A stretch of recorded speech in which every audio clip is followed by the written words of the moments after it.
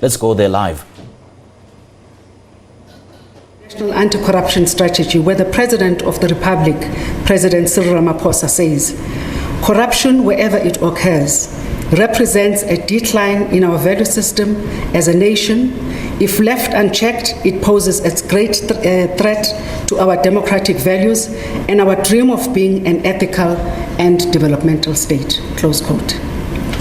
It is for this reason that the public service embarked on a process to implement lifestyle audits for national and provincial employees and to do it within an ethics management framework.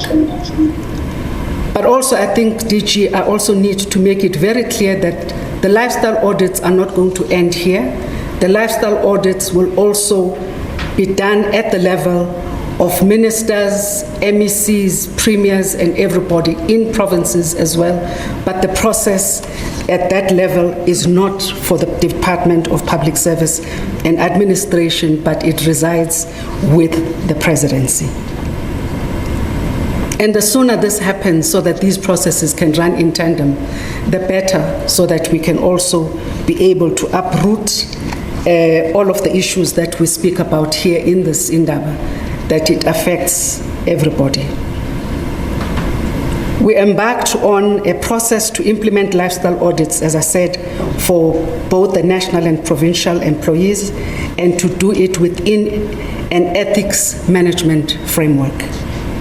In terms of this lifestyle audits, a decentralized function where heads of department supported by the ethics officers are expected to analyze ethics and corruption risks as part of a department system of risk management guided by an ethics management strategy to prevent and deter unethical conduct and acts of corruption. By adopting lifestyle audits, the public service demands of its employees to reconnect with the values espoused by our Constitution, especially Section 195, which requires public service employees to maintain and promote a high level of professional ethics. When we do that, we prioritize ethics, we effectively fight corruption, and prioritize the needs of our citizens. This paves the road to a developmental state. Lifestyle audits are not a punitive measure and are certainly not adopted because we regard corruption amongst public servants to be alarming.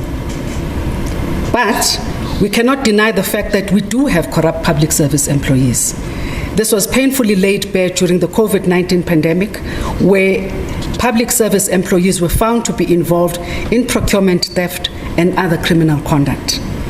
The exposure of this behavior is a number of investigative reports, the last released by the Special Investigating Unit in December 2021, clearly shows the need for departments to manage corruption and ethics risk better. And I think I might want to add, as the DG in the last indaba that we had last week, she spoke about, was it last week, DG? Yeah. The DG spoke about during the COVID period where we were all on virtual. There were a lot of people who took leave but did not fill in leave forms. People who were missing in action throughout the COVID period. That also speaks to ethics, DG. It is not only about corruption, it is about the employer trusting that you will put your 5 cents worth into your work for what you are paid for. So you do not steal the time of government to sleep and watch Moja Love or Housewives, but that time must be used productively because you are paid by the state to perform at a particular level. Today, I want to make it clear, if a public service employee is involved in criminal conduct, he or she must know that sooner or later they will be detected through the lifestyle audit process and steps will be taken against them. We cannot professionalize the public service, improve service delivery, or have economic growth if we condone unethical behavior, conduct, and ignore corrupt behavior. The screws are being tightened against public servants who engage themselves in wrongdoing and in corruption. These employees know who they are, and they must also know that we also know who they are, as they have already been identified by law enforcement agency and are currently under investigation.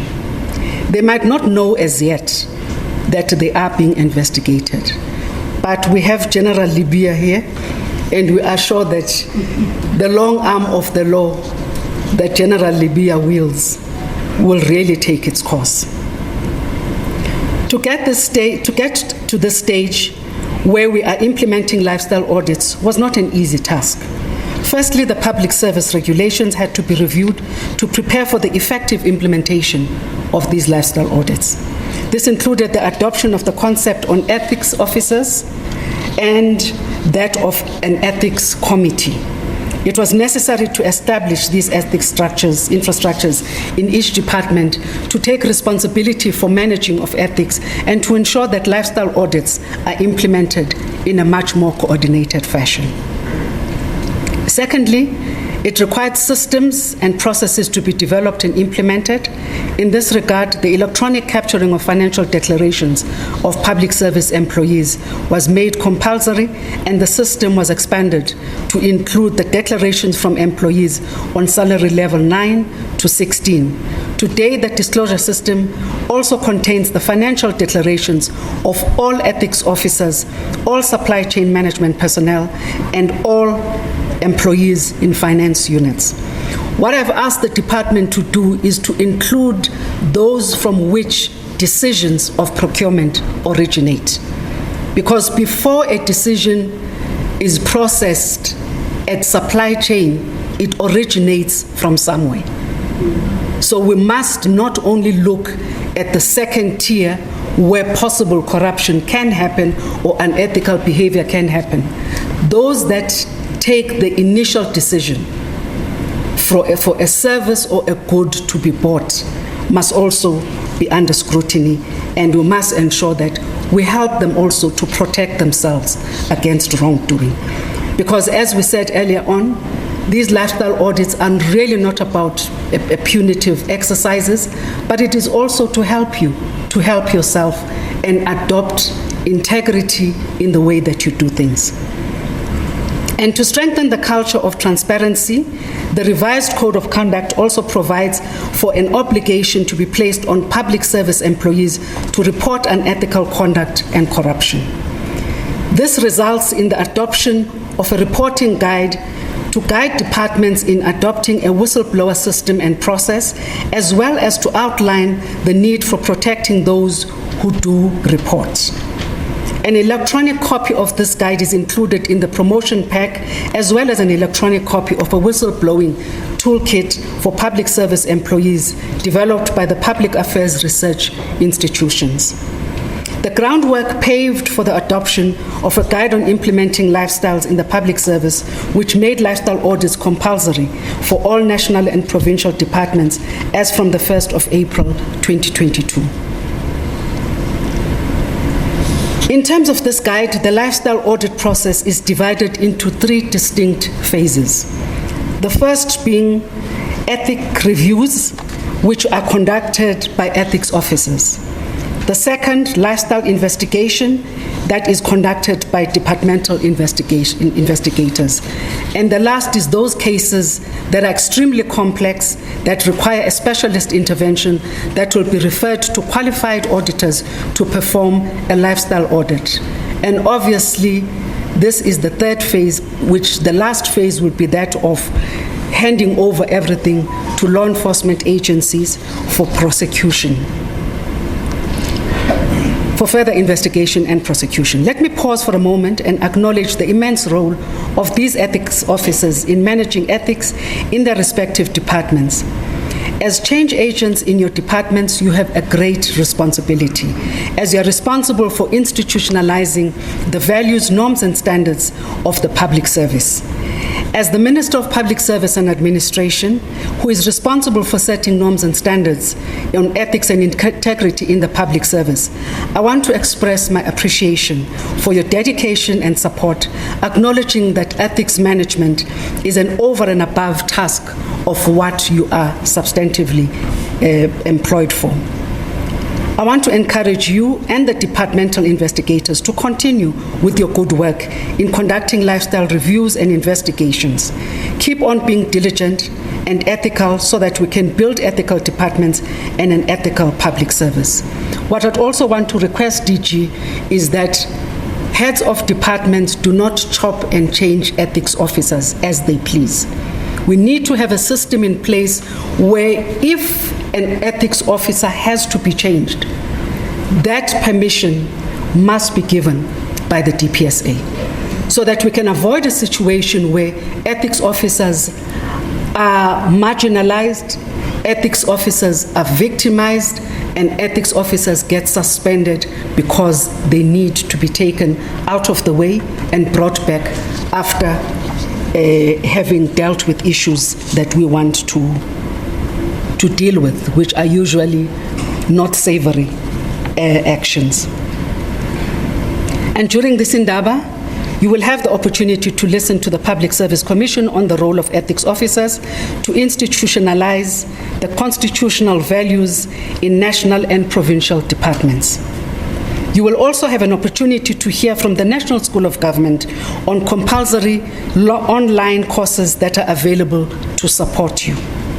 And I would implore that not only the ethics officers should look at this, but we all need to understand, appreciate, and know what the role of ethics officers is. So I would implore that all of you go on this online course, because tomorrow you might be the one that is appointed to be an ethics officer in your place of work. Tomorrow, all ethics officers present and online will be trained on the verification of financial disclosures and assets. The critical training will prepare you as ethics officers to identify conflicts of interest and unexplained wealth. Asnamona, we're fixing the country. So I would like to thank the United Nations Office on Drugs and Crime, as well as the World Bank, for the expert support and assistance provided to the Technical Assistance Unit, which we call DAO, in developing this much-needed course. Honorable guests, on the 1st of April 2021, the conducting lifestyle audit became compulsory. In terms of legislation, heads of departments are tasked with ethics and anti-corruption functions, thereby placing the responsibility to fight corruption and to build ethical departments lies squarely on their shoulders. They are also responsible to implement lifestyle audits in their respective departments.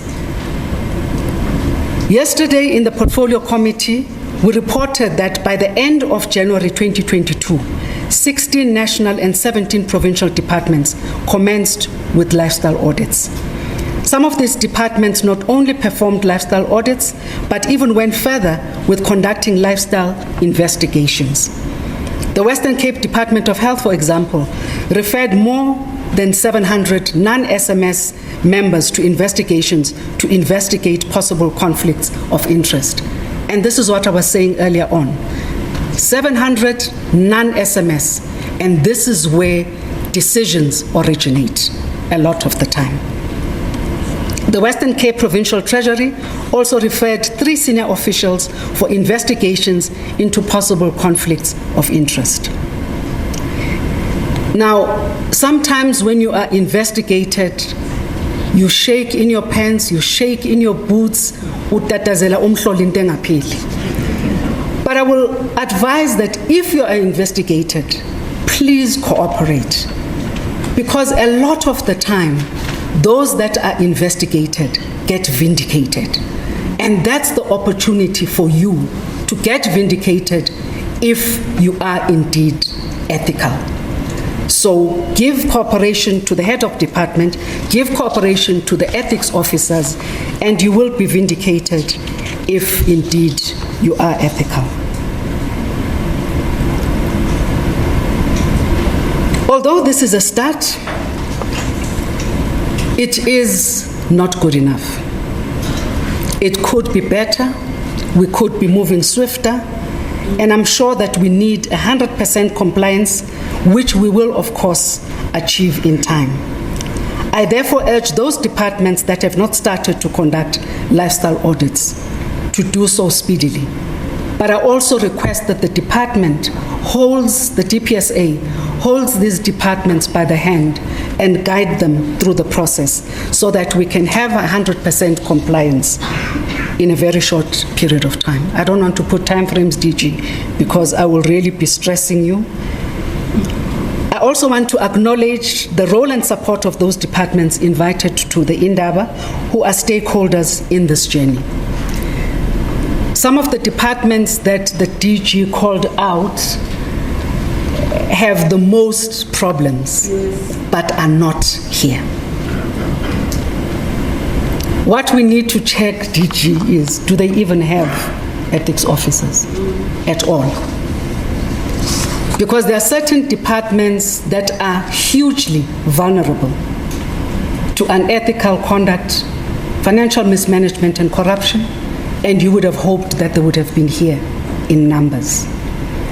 Some of the provinces that are represented here, I saw that the Free State had more numbers than any of the other provinces that have bigger projects.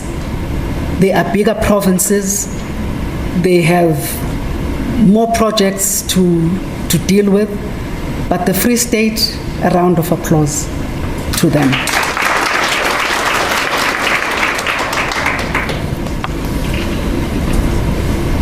I also want to acknowledge the role of those departments that are here. The Directorate for Priority Crime Investigation, represented here aptly by Dr. Libya, the National Prosecuting Authority, the Financial Intelligence Center, the Auditor General of South Africa, the Presidency, Department of Planning, Monitoring and Evaluation, the Office of the Public Service Commission, and the National School of Government. Without your support, the implementation of lifestyle audits will not be a success. Your commitment to this cause provides the necessary energy and drive needed to focus on ethics and the fight against corruption. It is important, as we experienced how coordination, for example, in the issue of public service employees conducting business with the state, yielded positive results. In 2017, more than 1,500 public service employees were registered on the central supplier database to be able to tender for business in government, and the figure increased yearly. After the South African Police, the National Prosecuting Authority, DAU, formed a task team to address this issue, we observed a remarkable drop in the number of public servants registering on this database. More importantly, due to this collaboration, 3 public service employees were found guilty and convicted of contravening Section 8 of the Public Administration Management Act. This sent a clear message that employees conducting business with the state will not be tolerated. Within this fusion center, under the guidance of the Anti-Corruption Task Team, law enforcement is working as a collective to address the issue of public service employees involved in COVID-related corruption. As part of the team, the DAO is monitoring departments to make sure they take disciplinary action against those employees with criminal cases instituted against them. But the fact that a criminal case has been opened against an individual, DG, doesn't mean that it ends there. The disciplinary processes in departments must run concurrent or in tandem with those of the law enforcement agencies. So the fact that you're being investigated by General Libya here doesn't mean that the DG of Public Service and Administration should not put processes to ensure that transgressors of the law within the public service are dealt with and dealt with decisively. As part of the task team reporting to the Presidency, DAO is also monitoring departments to make sure disciplinary action is instituted against those employees investigated by the SIU. Now, ladies and gentlemen, only as a collective will we be able to conduct effective and efficient lifestyle audits. And by doing that, we will make the necessary impact on corruption. But as suggested by our President, to win the war against corruption, an ethical culture must be inculcated throughout society. This is the responsibility of all of us, not only as ethics officers, but employees of the public service, but also as members of society. Let us work together in the fight against corruption to promote an ethical culture and to implement lifestyle audits. Siyabonga kakhulu.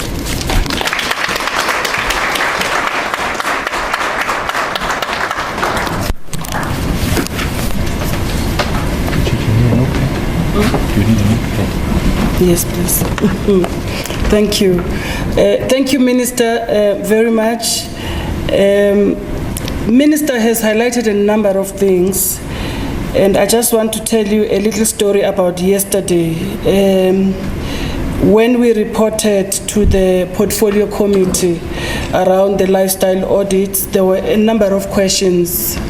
One question, Minister, that was asked, and I'm not sure how my colleagues responded to it because I had to quickly leave the meeting for another commitment, was what disciplinary, so the members say, we want DPSA to come back to us and tell us what disciplinary steps have they taken against departments who are not implementing the lifestyle audits, who are not providing the reports in terms of the work that they've done on lifestyle audits.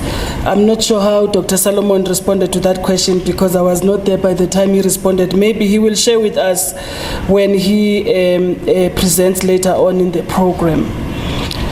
Now, the other issue that Minister has raised is this thing of chopping and changing designated ethics officers based on the mood, I suppose, of the head of department, because I guess it's the head of department who takes the final decision whether to change or chop or do whatever.